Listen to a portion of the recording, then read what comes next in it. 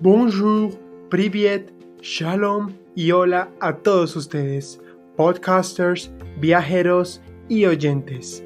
Ya sea que estés cocinando, limpiando, caminando, pintando, manejando, estudiando o sentado en tu casa quizás, quédate con nosotros y disfruta de un buen relato.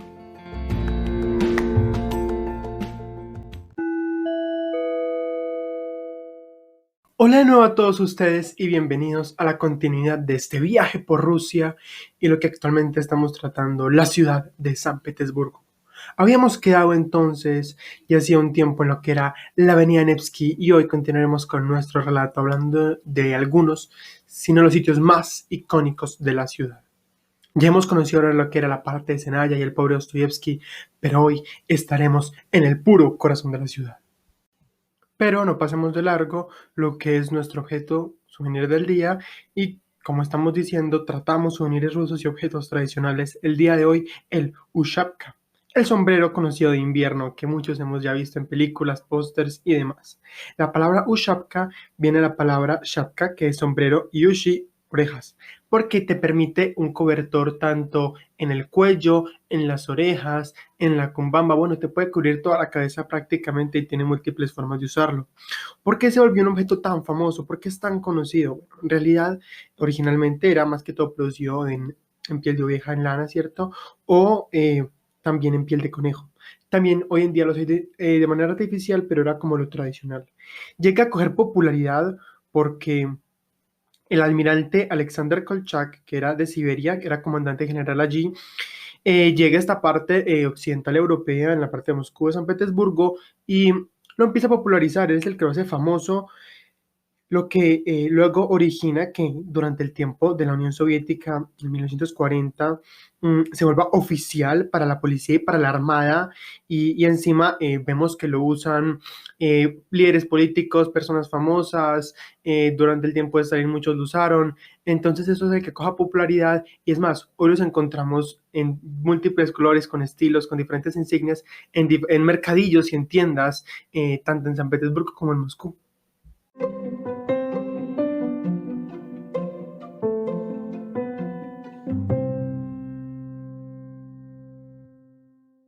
Bueno, y ahora en esta segunda parte es cuando yo empiezo a caminar y a caminar y lo primero que me encuentro es con una estatua. Salgo de mi alojamiento y en medio de un enorme parque hay una estatua allí y uno se pone a pensar que en este parque solamente esta estatua será el fundador de la ciudad. Estaremos hablando de Pedro o es un líder militar o es un líder político, pero no.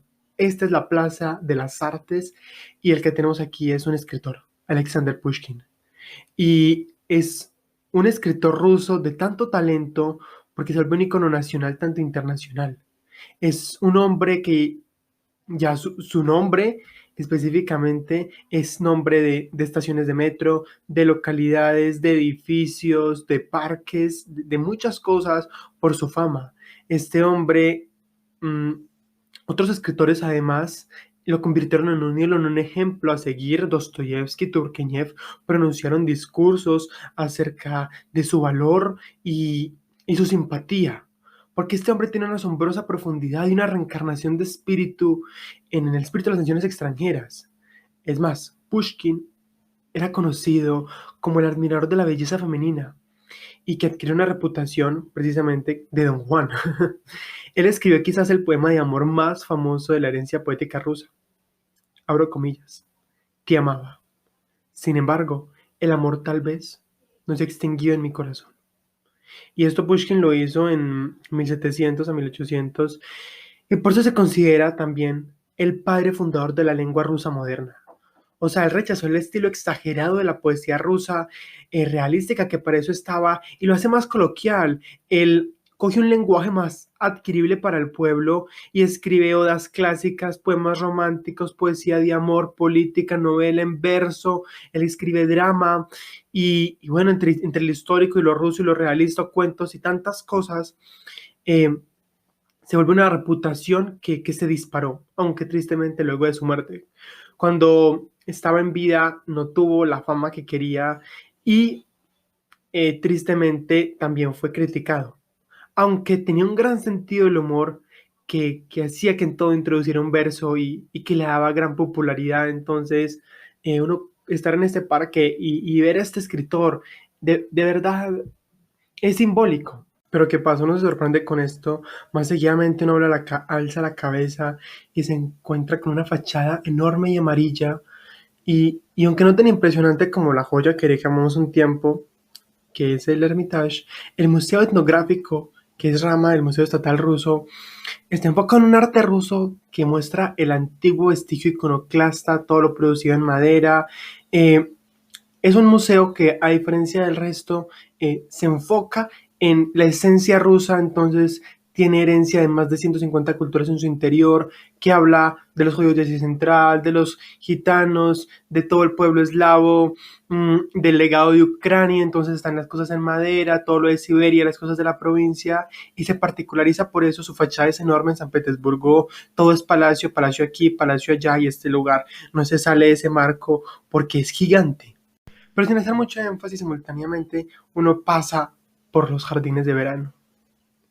Porque este lugar es el parque más antiguo de la ciudad, es gratuito, todo en Rusia los parques son gratuitos. Sí es verdad que se pueden cerrar en determinadas horas del día, pero son gratuitos. Y este, por ejemplo, que fue el primero, es del siglo XVIII, está diseñado con un estilo barroco holandés, de forma geométrica, con esculturas, fuentes, pabellones, y aunque está resguardado, uno se hace allí bajo de los árboles y se cubre del viento en toda esta composición, porque vos no sabes definitivamente que cada esquina de la ciudad tiene una historia, cada pedazo, cada cuadra por la que vos pasas, es que aquí pasó esto, es que aquí pasó aquello. Y encontrarse con el jardín más antiguo de la ciudad es precioso. Del mismo modo que caminar allá al ladito y ver el campo de Marte. ¿Qué es el campo de Marte? Es que uno atraviesa después de los jardines, y se aparece un terreno gigante, enorme. Y no es aquel césped de la Torre Eiffel, el que llamamos Champ de Mars, el de la capital francesa, sino un terreno que sí tiene el nombre del dios romano y que era epicentro. Durante el siglo XIX se realizaban desfiles militares y todo este tipo de cosas. Además, cogió popularidad porque durante el siglo XX allí se hizo mucho homenaje a las víctimas del conflicto, y por eso está allí la llama eterna.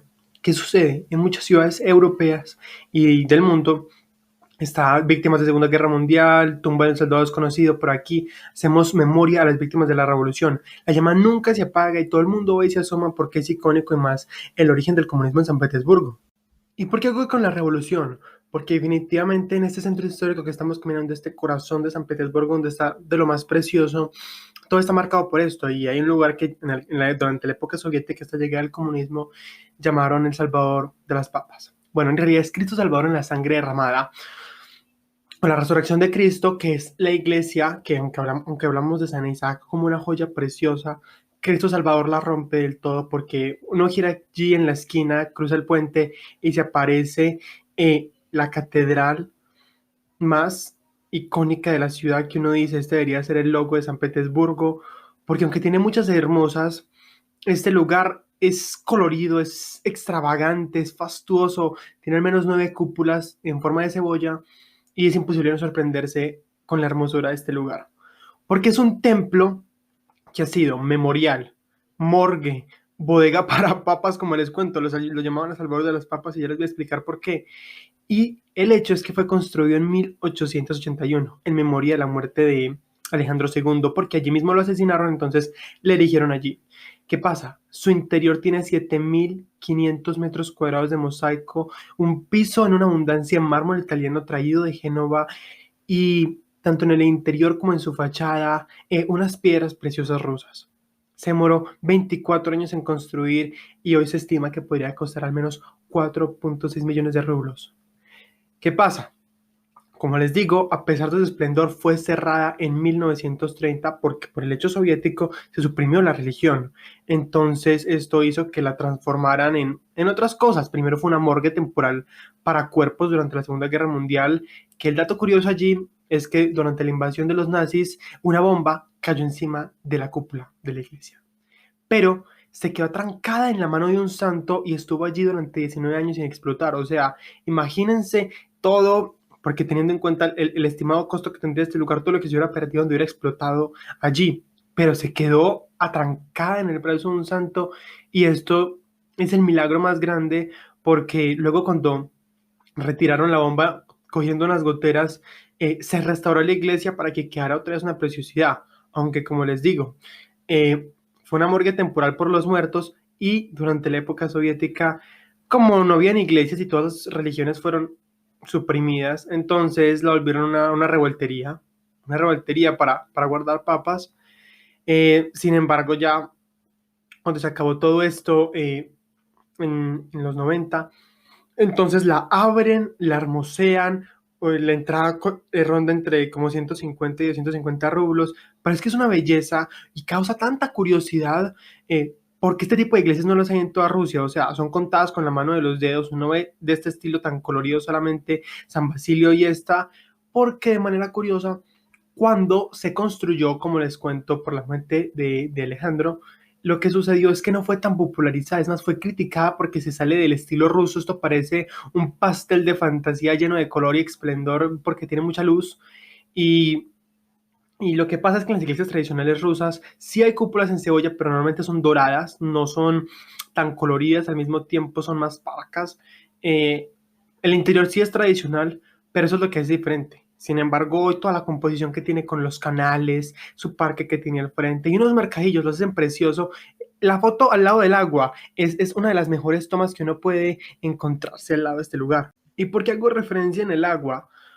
Porque es que San Petersburgo es hablar de canales. Ya sabemos que esta es una Venecia del norte y cruzar el puente Neva quizás sea el principal, pero San Petersburgo tiene al menos 342 puentes para comunicar sus islas, organizar el curso del agua, y les digo, es que esto era un pantano, aquí no había nada, entonces el trabajo hidráulico, pues se lo imaginarán. La palabra puente para en ruso es most, como el superlativo en inglés. Y algo que se destaca es por el espectáculo de sus puentes. Y cuando hablo de espectáculo hablo de dos cosas. Uno, por el evento que se forma en la parte principal del Neva, que es la que da salida al mar todos los días al amanecer y en esta parte de la medianoche, donde se levantan los puentes para que pasen los buques, para que pasen los cargueros. Entonces es todo un espectáculo.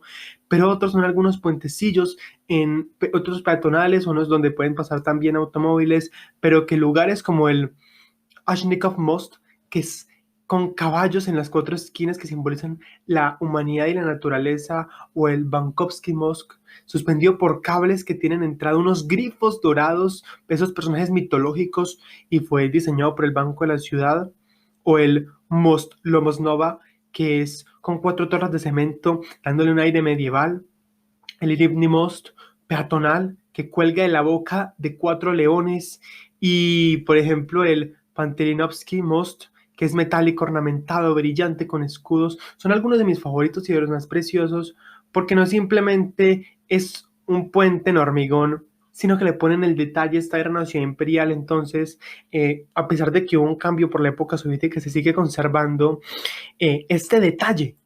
Concretamente, detalles, puentes, es fachadas de todos estos mansiones palaciegas, es hablar de carrozas porque también las veremos, es hablar de las iglesias, de todo lo ornamentado, y todo esto ornamentado me lleva a la Plaza de la Revolución, la Plaza del Palacio, y que no falte este lugar que significa en ruso Ploshad, Plaza es Ploshad en ruso, está entre el edificio del Palacio de Invierno o Hermitage y el Estado Mayor.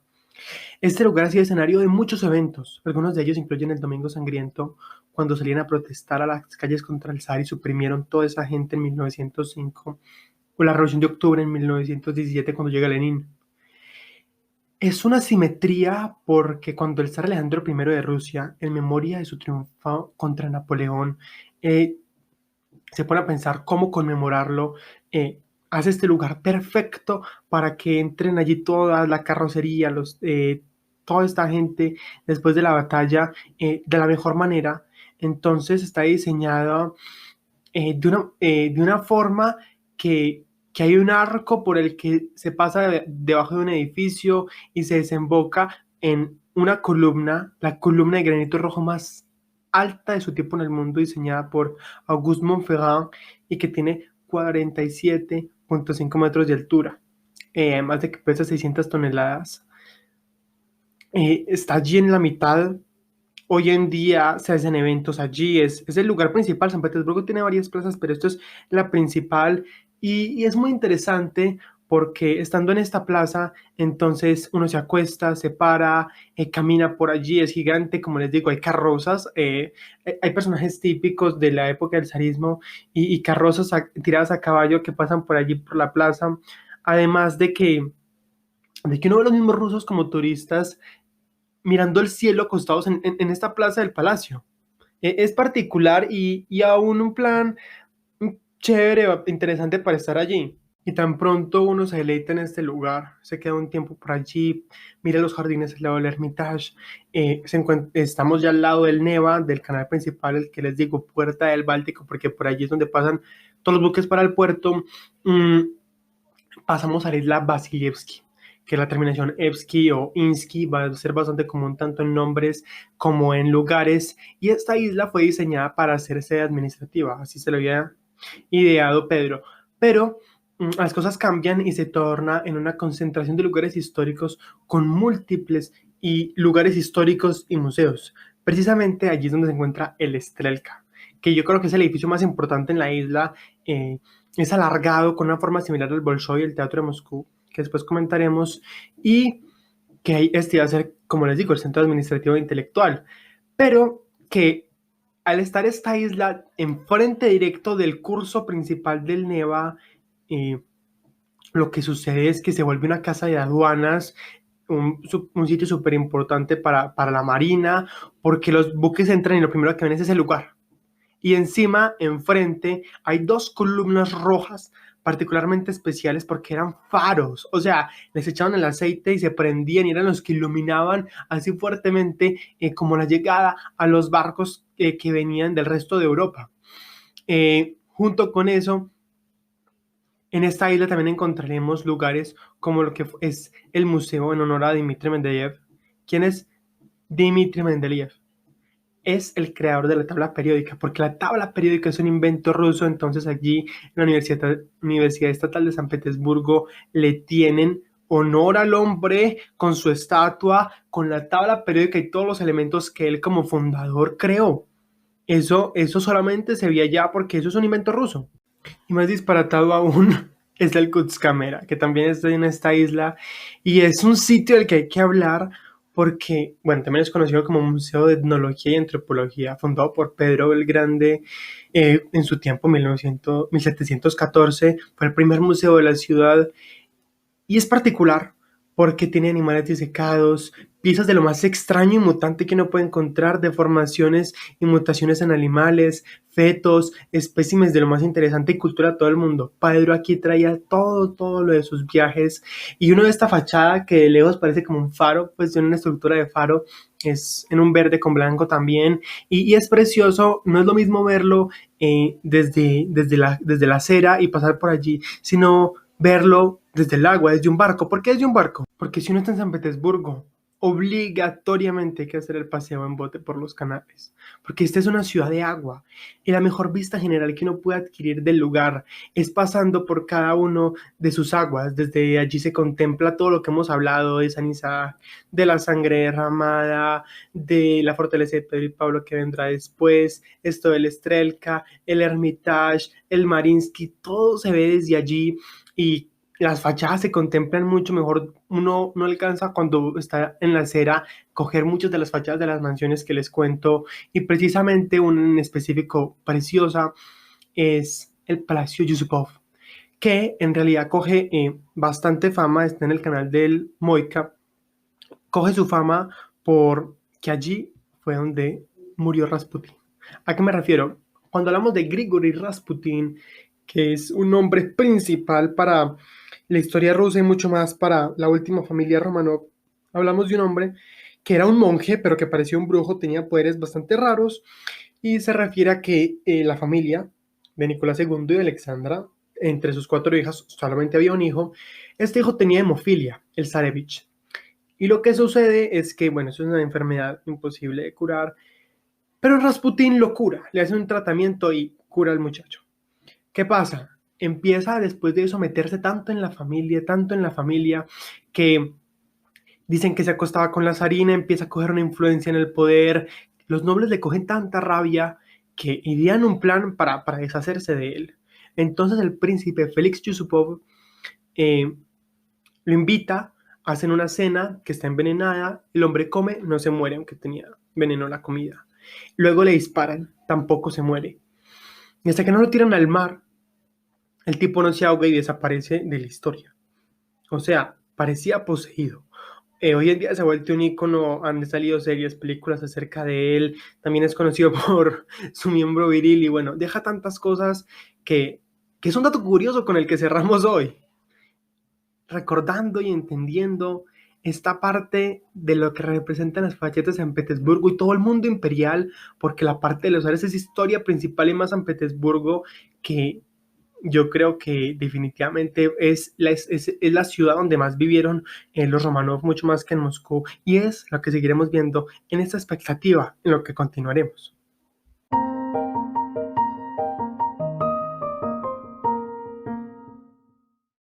Recapitulando, entonces quedamos hoy con el corazón histórico de San Petersburgo y la hermosura de sus catedrales, más las peculiaridades de la sangre armada, la importancia de los canales y algunos de los puentes más bellos, junto con el ver cómo volaban las gaviotas en el mar del Neva, paseando en alguno de sus botes, aún recordando la epopeya de lo que era que se prendieran las columnas rojas del Strelka para guiar a los barcos, todo esto como una consolidación de lo que es la belleza de San Petersburgo, la ciudad de los canales.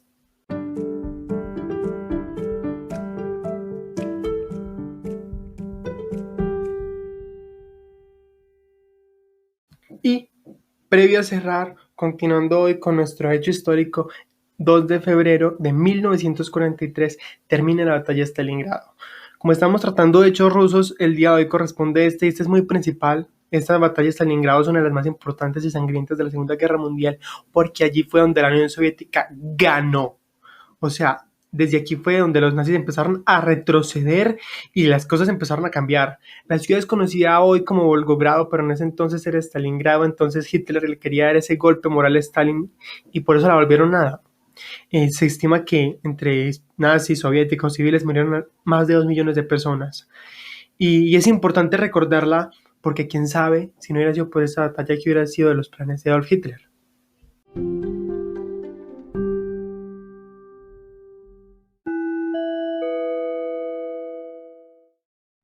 Terminamos con nuestro episodio y quisiera mencionar que aunque no soy un experto, busco poder compartir e impactar desde mi experiencia y mi criterio con los aprendizajes que he adquirido. No se olviden de seguir el podcast y las novedades en Instagram en Thomas and Trips Podcast. Desde allí busco poder compartir frases, datos y dar a conocer nuevo contenido.